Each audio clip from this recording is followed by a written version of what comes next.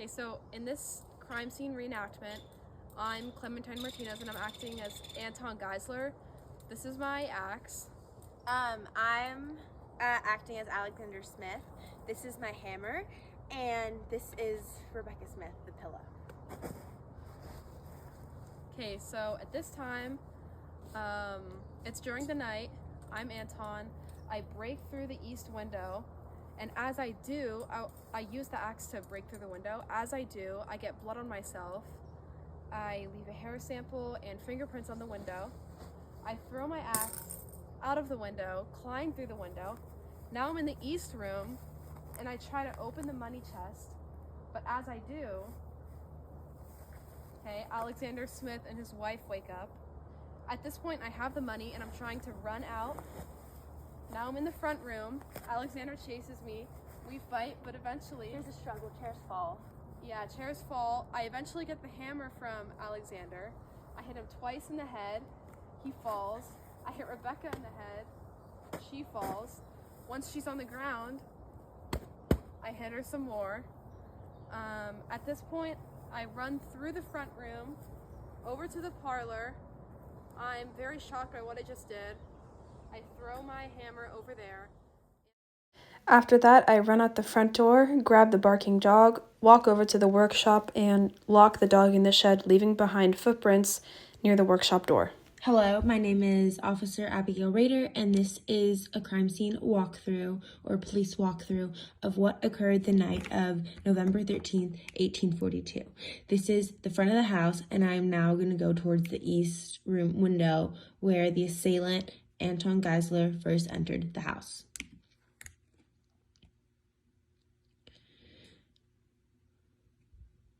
Starting off here at the east room window, the assailant broke the window with the weapon, as you see on the floor, the axe, and hurt himself in the process, leaving blood on the axe on the windowsill, and also leaving his footprints on the door here and his hair in the window while he was entering. Now, to enter the house where the assailant entered, instead of going through the window, we're going to go through the front door. Entering the front door, I am now going to enter the front room after I enter through the porch.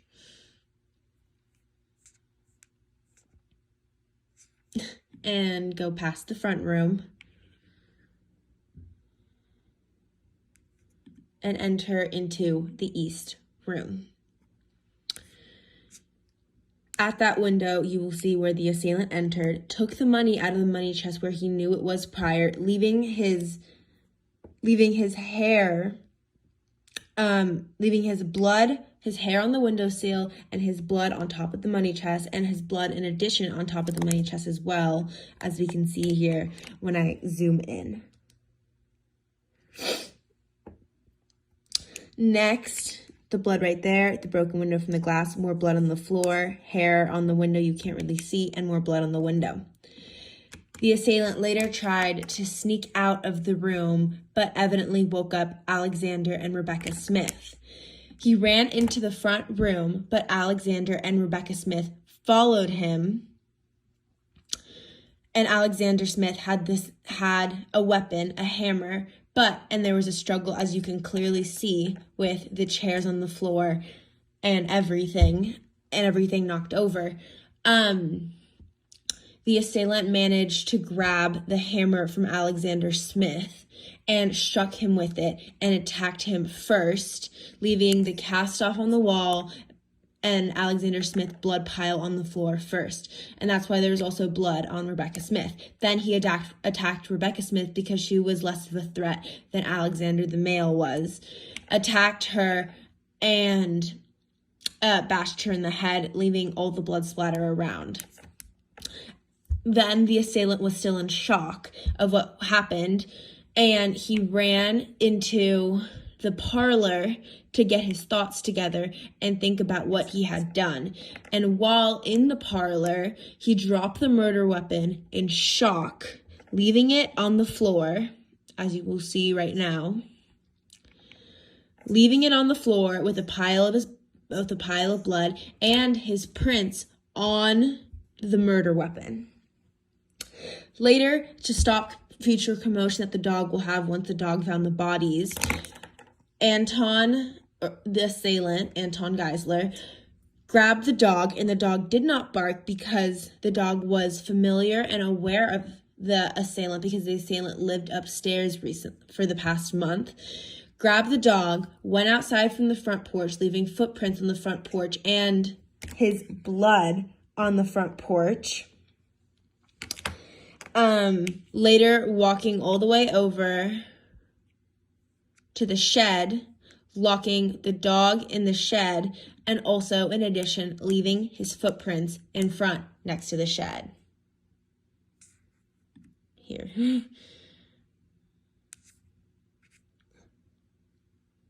There. Said footprint. So in this scene, I'm the interrogator. And I'm Anton Geisler. How have you been liking your time in America so far? I appreciate that the Smiths have taken me in and allowed me to work the farm, even though I don't speak English very well. The work is hard, and I'm thankful. Okay. Does Mr. Smith treat you well? More or less. He does. I wouldn't say he treats me badly, but he sometimes makes fun of my poor English, even though I try very, very hard to have good English. But other than that, he treats me well. He even lets me lodge inside his house upstairs. Okay. Do you like the people you work with?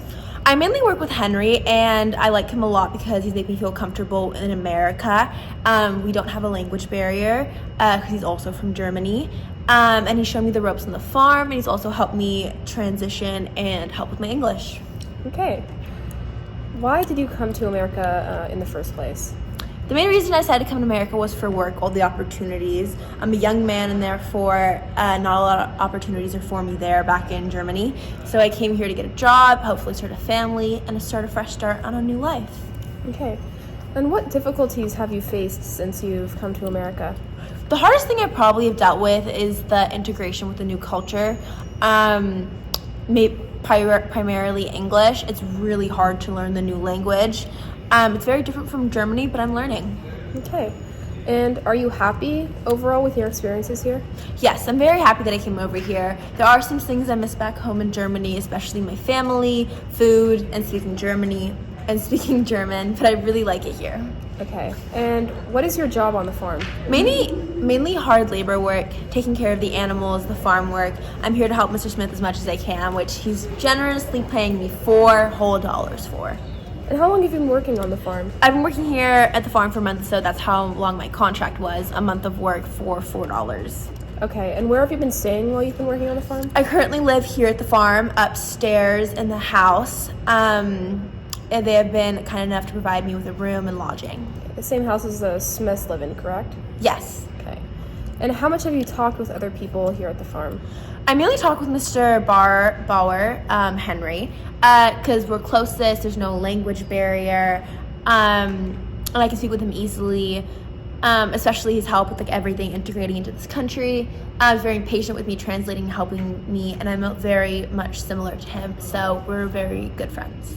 Okay, and how do you feel now that the Smiths are dead? I'm very sad about it because they're kind people who even took someone like me in for a job, someone they didn't even know. I feel especially sorry for Marianne because she lost her family members too. Okay. And do you think that Mr. Smith was overall a good boss? I would say yes. He paid me up on time. He let me stay upstairs. He treated me more or less well. I wouldn't say making fun of someone's difficulties while learning a new language and only a month being here is quite fair. But I'd say he was a good boss. We weren't friends then. Okay, so again, I'm the interrogator of police. I'm Anton Geisler. Okay, and this is the interrogation questions. Isn't it true that you held a grudge against Mr. Smith for mocking your English skills? I do not like when people make fun of my accent. I've worked very hard to assimilate into this country and learn English. It's not easy. It aggravates me when people do not acknowledge the effort I put in, especially when I make little mistakes after how far I've come and they don't even notice. And were you satisfied with your pay? I feel like I should have been paid more. I did very hard work, very hard labor, very good work. And I feel like I should have gotten more pay, like a decent amount more pay.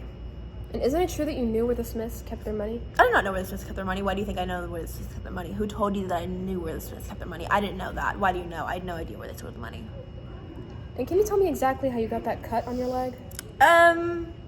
Well, I was doing some work on the farm and I got it. Very dangerous work, chaotic, stressful. I don't really remember, maybe from animals, piece of metal or wood in the barn. I don't really, yeah. And you had only been working on this farm for a month. Yes, I only immigrated here from Germany and I've been working here and staying here since I came here. That was our deal. Are you happy that the Smiths are dead now?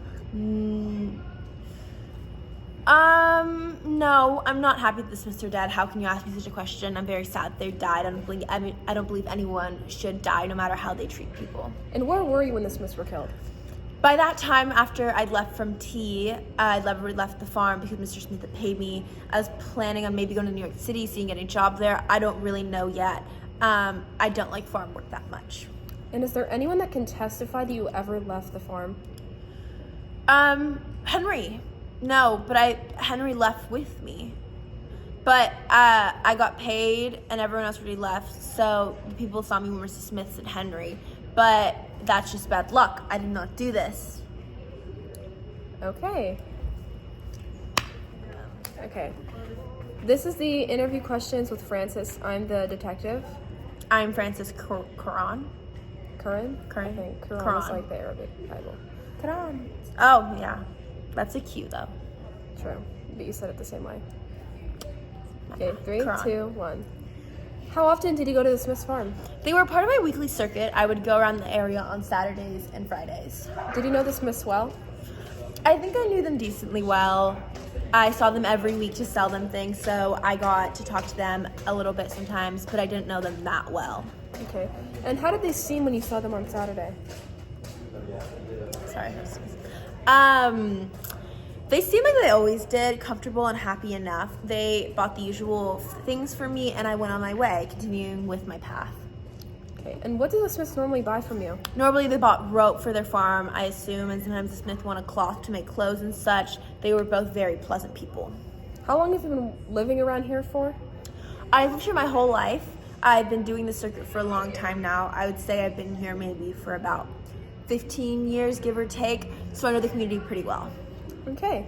And have you ever spoken to Anton Geiser or Henry Baller? Mr. Baller, yes, I have. He's working on the farm for quite some time now, so I've seen him around here and talked to him a little too. Mr. Geisler, I can't say the same thing. He doesn't know English very well, so I haven't spoken to him at all, and he's only been here for a short while. I'd say a month or so. Okay. And do you enjoy your job? Yes, I like it very much. I get to talk to lots of people and live around here, and it helps me get to know the community better. Everyone lives around here is very nice, very close-knit. Okay. And what did others in the community think about the Smiths? The Smiths were very respectable people, respected by everyone in the community because they're so well off here and treat everyone with respect. I don't understand who would want to kill such nice people, and everyone is devastated that they are gone. Okay. And do you know who will take over the Smith estate now that they're dead? I would assume Miss Abbott would take care of their house now that her uncle and aunt is gone. I'm not sure if the Smiths had any children, but I don't think so. But if they did, they would have to move back home now. Okay. And when you sold items to the Smiths, did you ever enter their home? No, I've never entered the home. The closest I ever got was the front porch because it had quite a long driveway and I'd go so they didn't have to walk that much.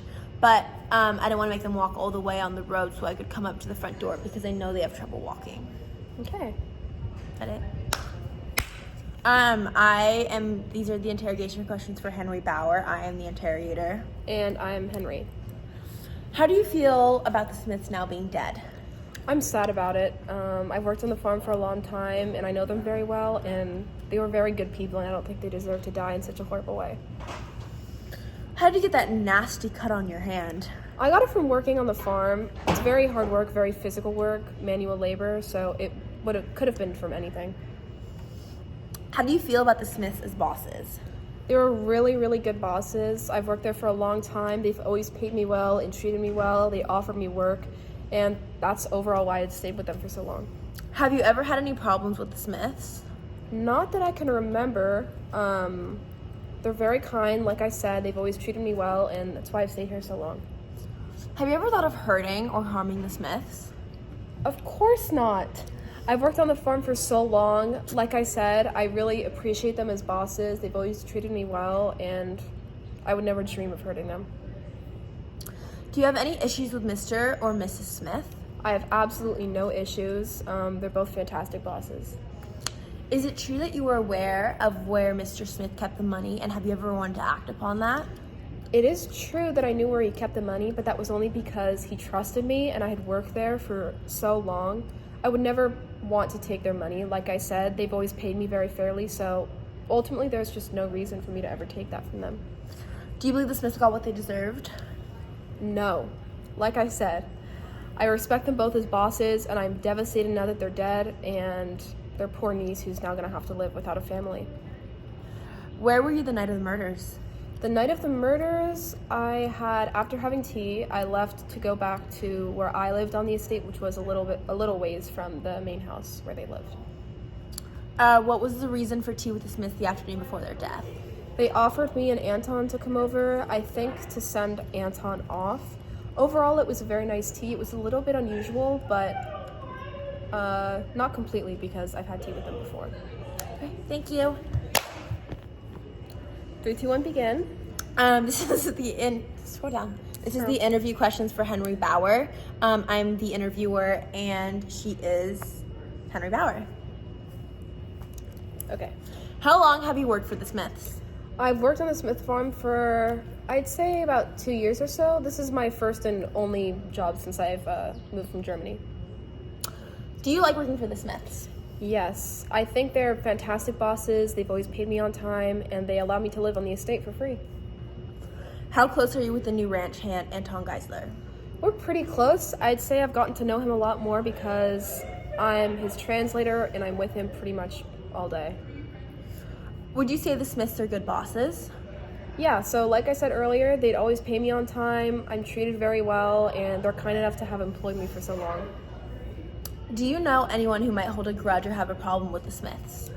Not that I know of. They were pretty well respected in the community, and they were very kind to everyone they met, so I don't know why anyone would hold such a big grudge against them. How old are you? I'm 30 years old. What is your job here at the farm? Mainly labor, caring for the animals, farm work, and anything the Smiths need help with around the house. I also work with the new ranch hand, Anton, who helps me with all that work as well. Why did you have tea with the Smiths the afternoon before their death?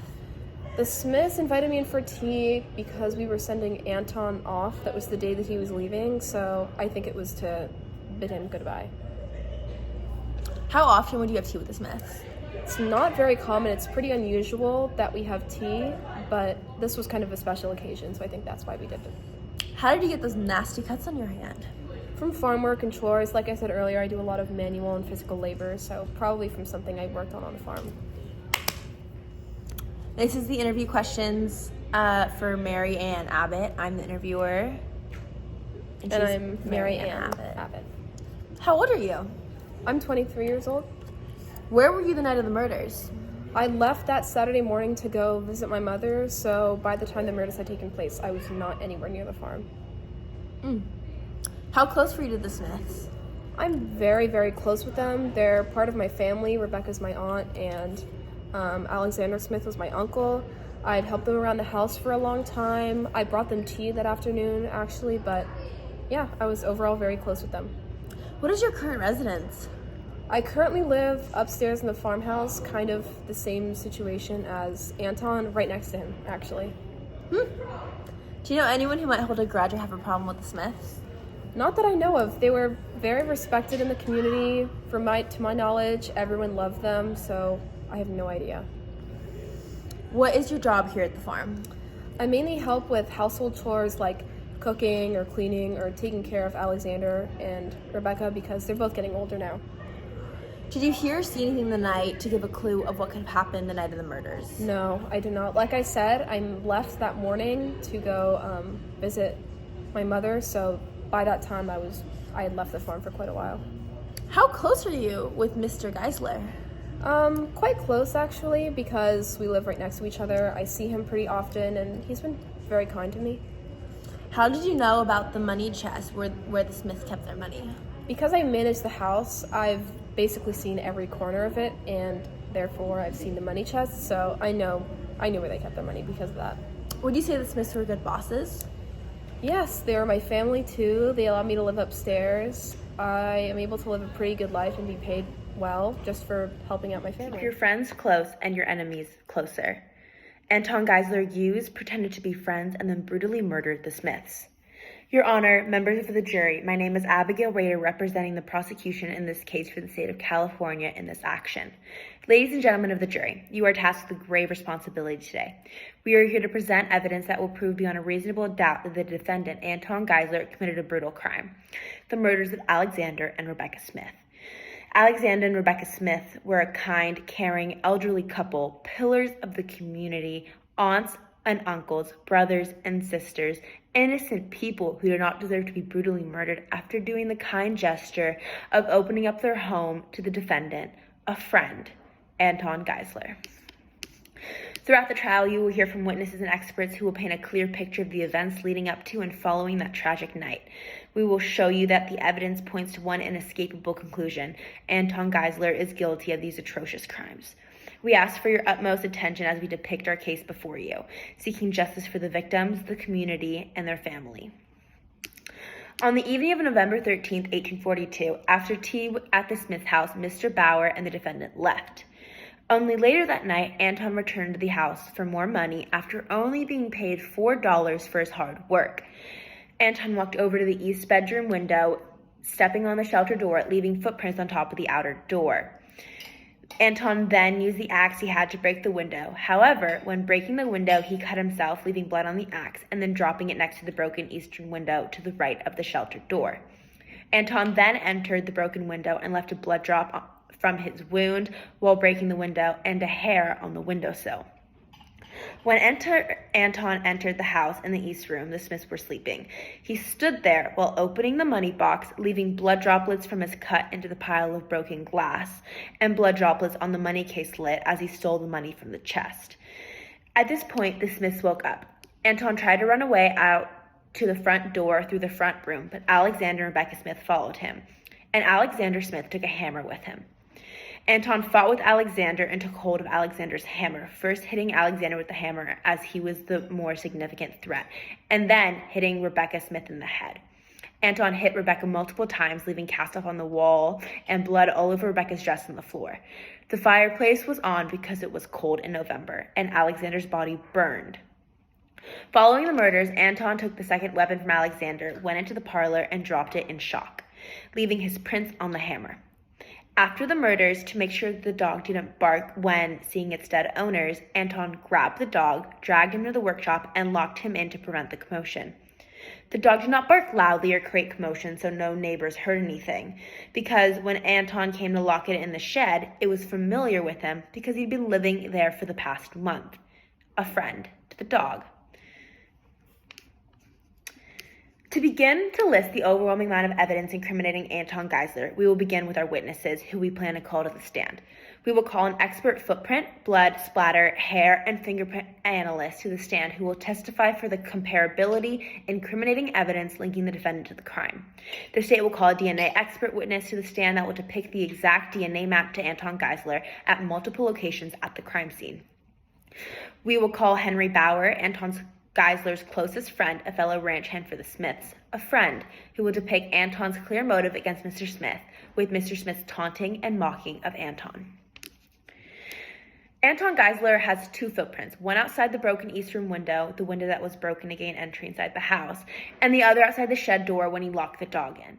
In addition, 5 blood drops match Anton's blood type. Moreover, the blood has a DNA match linking Anton Geisler to the crime scene. His hair was also found on the windowsill of the broken east room window, as well as a comparable fingerprint match outside the east room window and on the murder weapon.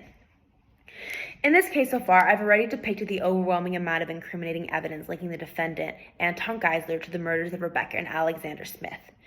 Anton Geisler has a clear motive, means, and opportunity. Despite how hard Anton tried, Anton Geisler hated Mr. Smith for mocking his English. In addition, he was significantly underpaid for his hard labor, only getting $4 a month. This clearly describes his motive. As Anton Geisler was a farmhand, he had access to the hammer and the axe, both murder weapons, and could have easily committed the murders, depicting his means. And now that he was no longer tied to the farm with his contract being up. Anton Geisler had the opportunity to murder the Smiths right after tea they had because he had no more use for them due to his contract being over and his lodging and housing situation being expired. For these reasons and the overwhelming amount of evidence and the blatant lack of humanity, morality depicted by the defendant, we will ask you to return a guilty verdict on Anton Geisler. At the end of the trial, the state of California will ask you to find the defendant guilty of 2 counts of first-degree murder. This is not a difficult decision. This is not a debate, but rather justice. Thank you all for your time and patience. Hello, my name is Clementine Martinez. I have a degree in criminology from NYU, and I've been practicing forensics in the NYPD for 5 years now. I work in the forensics lab and have passed multiple exams for fingerprint and blood analysis. And today I will provide some insight for the fingerprints collected at the scene of the Oldfields murder. So first, I'd like to direct the jury's attention to evidence piece V1. Now, this fingerprint was collected from the hammer found in the parlor, and I compared this print found on the hammer to Henry Baller's left index finger. And as you can see, I found comparable matching scars as well as 8 matching minutiae, including bifurcations, ridge endings, and islands, which ultimately led me to the conclusion that these 2 prints are comparable, and therefore the print found on the hammer most likely belonged to Henry Baller. As you can see here next in exhibit piece V2, this print over here was collected at the scene of the crime on the same hammer as were the last prints belonging to Henry Baller. As you can see, these matching scar prints, identical cores, and both of the prints being radial loops, as well as the 8 matching minutiae I was able to find on both Anton's left index finger and the print found on the hammer, led me to the conclusion that ultimately these 2 prints are comparable and probably belong to Anton Geisler. In this next exhibit here, evidence piece X, this print was collected on the east windowsill. As you can see here, there are comparable scar prints, there's ridge endings, bifurcations, and ultimately 8 pieces of minutiae that match the print collected from the east window, as well as Anton Geisler's left thumb. And the assortment of all these different types of matching minutiae has led me to conclude that this fingerprint collected on the east window most likely belonged to Anton Geisler as well. This next fingerprint was collected from the teacup found in the front room, the same room as where the Smiths were both killed. As you can see here, they have these matching scar minutiae and ultimately 8 pieces of matching minutiae, including bifurcations, ridge endings, and dots. I compared the print found on the teacup to Mary Ann Abbott's left thumb, and because of those 8 matching minutiae, I've concluded that these prints are both comparable because of the minutiae and also because they are both radial loops. Hi, my name is Abigail Rader, and I've been called to be the expert witness in the Murder Oldfields case for blood splatter and blood typing. My credentials are that I have a master's degree in criminology from UCLA, in majoring in forensic studies, and I minored in psychology, and I've been working for the LAPD, Los Angeles Police Department, for the past 12 years. During that time, I've also taken multiple courses focusing on forensics of hair, blood typing, blood splatter, footprints, and fingerprints. To begin with the blood splatter as seen in this murder case. As you can see here, evidence A, blood pool A, which was found in the front room underneath Alexander Smith's head. This is the direct photo of the blood splatter, and this is where it was found overall. This blood splatter is a low velocity, high volume blood splatter, and it's from the head trauma wound from Alexander Smith's head when he was laying on the floor. I know that he was laying on the floor because you can see by the blood splatter, which was created from because of the lack of spinach and the lack of satellites, which are created when blood hits the floor in an impact, and there was no impact. Next is evidence B, blood pool B, which was found in the front room underneath Rebecca Smith's head. If you see here, that pool of blood has spinach, which are the lines making it not a perfect circle or blood, like a cohesive blood shape, and the other drops around it, which are called satellite drops. This blood splatter is also a low velocity, high volume blood splatter, and I believe it's from the head trauma from Rebecca Smith's head when she was struck in the head with a blunt force object. As she was falling, the blood fell, creating the spinach and satellite drops, And she also fell and hit the pile, creating more splashing of the blood. And then she also continuously bled into the pile, creating more volume of the blood. The next blood splatter is evidence G, blood drop G, found in the East Room windowsill. This blood splatter is a low velocity passive blood drop, and I believe the blood drop is from the assailant when the assailant broke into the room and entered. If you see here, this is a specific close-up of the blood drop. We can tell direction of blood drops through their tails. The way that the tails point are the way that the blood drop was moving when it was dropped, and or the direction the assailant was moving, as you can see here by the arrows. Evidence H, blood drop H, which was found in the front room on the carpet next to the fallen chair. This is the blood splatter here. This blood splatter is a low velocity blood splatter that appears to be from multiple passive drops on top of it that overlap, creating more spinach and satellites as the next one hits it, as you can see there. Evidence I, blood splatter I, which was found in the front room wall. This blood splatter here is the same thing as the red circles, and this is a close-up photo.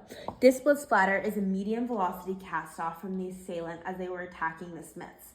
When the assailant stabbed and hit the Smiths with the murder weapon, it released cast off each time they hit them. In addition to cast off, you can see on the walls here, there's a void where there is no blood because the assailant was standing there and the blood went on him instead of the wall itself. Evidence J, blood drops J, which were found in the East Room next to the pile of broken glass from the East Room window. This is a close-up of photo of the blood drops, and these are more blood drops from farther away. Blood drops, these are low velocity overlapping passive drips as we saw earlier. And I believe the assailant entered through the broken window and hurt himself in the process of opening the window. And while he was standing in one specific location, the blood dropped and overlapped each other. Now, for blood typing in this case. These are blood typing methods. To figure out an unknown blood type, it can be determined through the use of serums, which simulate antibodies. Because each type of antibody binds tightly to only one type of antigen, antibodies are useful for identification of blood type. Antibodies are proteins that are used by our immune system to identify and neutralize things that are foreign and perhaps harmful to the body, such as viruses. We use serums to determine the blood type and if Rh factor is present. If there's a reaction, then the blood type or Rh factor is present. And this is just a chart depicting all of it, if it has a reaction or not, if it has an agglutination. Evidence M, blood drop, which is found on the front porch. So we have our control and our unknown, and this is the data from our test. So as you can see, Anton Geiser's blood has a reaction to anti-serum A, and it has no reaction to anti-serum B, and it also has a reaction to the Rh serum. So this means that he has blood type A positive.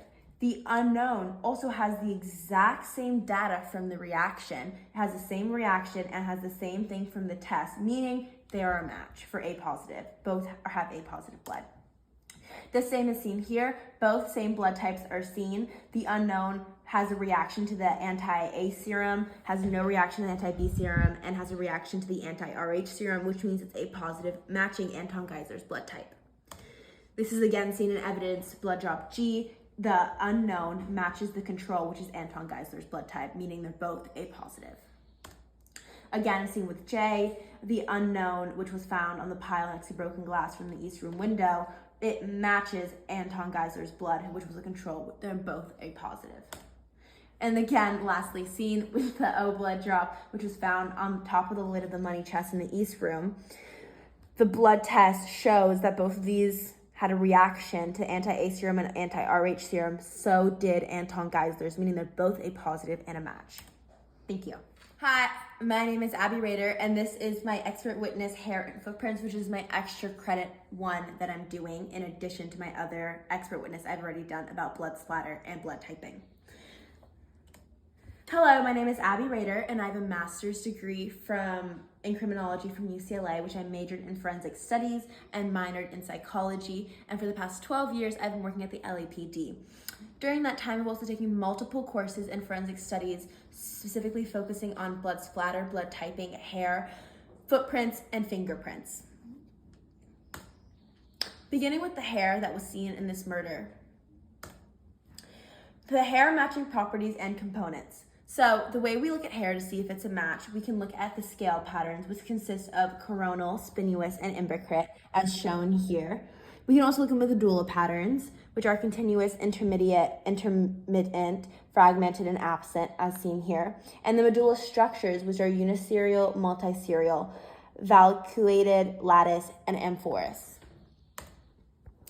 Evidence Q hair, which was found on the windowsill of the East Room window. Our control in this lab was Anton Geisler.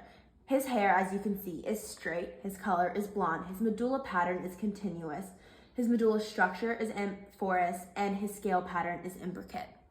The unknown hair that was found on the windowsill also matches it with the hair is straight, the color is blonde, the medulla pattern is continuous, and the medulla structure is amorphous, and the scale pattern is imbricate, which is comparable to Anton Geisler's hair, as you can also see in the photos. Now, moving on to the footprints in this case. There is no specific process in looking at footprints. We mainly just look at the shoe and the imprint left on the ground to see the matches that can make it individual evidence by the wear and tear of the specific shoe imprint. Evidence E footprint, which was found in front of the workshop door near the shovel. The control in this lab was Anton Geisler's footprint, and this is his most common shoe he wears, and this is his footprint. This is the footprint that was found in front of the shed workshop door near the shovel. As you can see here, if you come closer, you see that the hole from the wear and tear here is also visible here, and also the hole in the heel of the shoe is visible here and is a match, as well as the shape in it. This is the evidence F footprint, which was found in the shelter door in front of the East Room window. Anton Geisler's footprint is again the control in this lab, and the unknown is the footprint found on the shelter door in front of the East Room window that was broken into to gain access to the house. If you see here and come closer again, you have the same holes right here. You have the same heel indentation visible in both of them that's lacking because of wear and tear. And then you also see this little branch of the shoe being shown right here as well.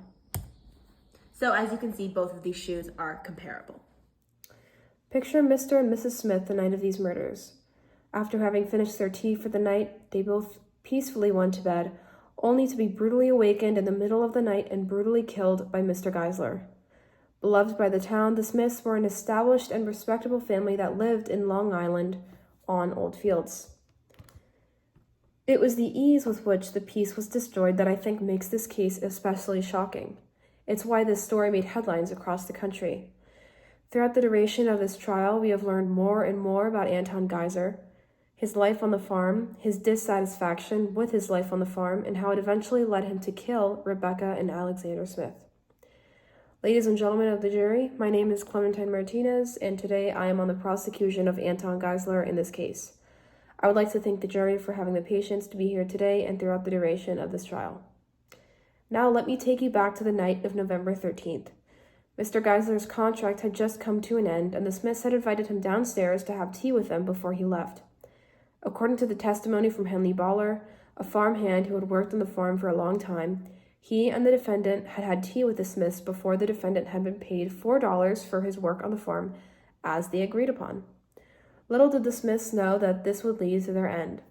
As Alexander walked back to his money chest to get Mr. Geisler's pay, Mr. Geisler saw where the Smiths kept their money. It was at this point the defendant started crafting his plan. Maybe he realized he had no work after this day, that he was an immigrant in a country he didn't know and also couldn't speak the language. This opportunity to take the Smiths' money and live comfortably for the rest of his life was too good to pass up. So while the defendant claims that he left the farm after he was paid, the evidence tells another story. We have several pieces of physical evidence that place Mr. Geisler at the scene of the crime that night. We have his blood on the murder weapon, the floor of the house, and the front steps to the house. Even more, expert witnesses have testified that the fingerprints and hair strands found on the east window are comparable to the defendant's hair and fingerprints, of which were found on the other murder weapons as well. The mountains of physical evidence help us to unearth what happened this night even more.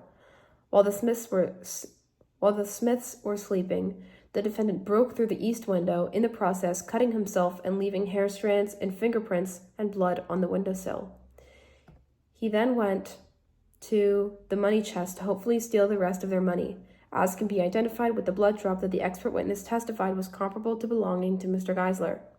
It was at this point Alexander Smith woke up, grabbed the axe, went out to the front room, and fought with Anton, leaving him with the wound on his knee. Eventually, the defendant was able to overpower Mr. Smith. Mr. Smith took his axe from him and swung and hit Mr. Smith in the side of the head, leaving him with 2 wounds on the side of his head, which the autopsy report identified as being from a blunt object. At this point, Mr. Smith falls to the ground, with part of his body landing in the fireplace, which was lit because it was the middle of November. Mrs. Smith is enraged. She is scared. She just saw her husband of 30 years brutally murdered by a man who was living right upstairs. Mr. Geisler is left with no choice. If he wants to get out of this house and make a living and do whatever he wants to do with his money, he needs to solve this problem by killing Rebecca Smith as well. When the defendant moved to the United States, he was looking for economic opportunity. He wanted a job, to build a family, to start a new life. He saw that opportunity at Oldfields and gratefully took it for $4 a month.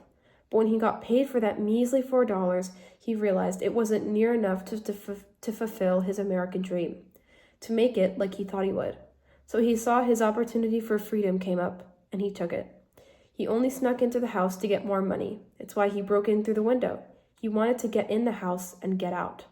But the night didn't end that way. It ended with both of the Smiths brutally killed in their front room with their tea set. Today, you rule guilty because Anton Geisler killed the Smiths. He selfishly took their lives so that he could live out the rest of his life as they had, a wealthy man.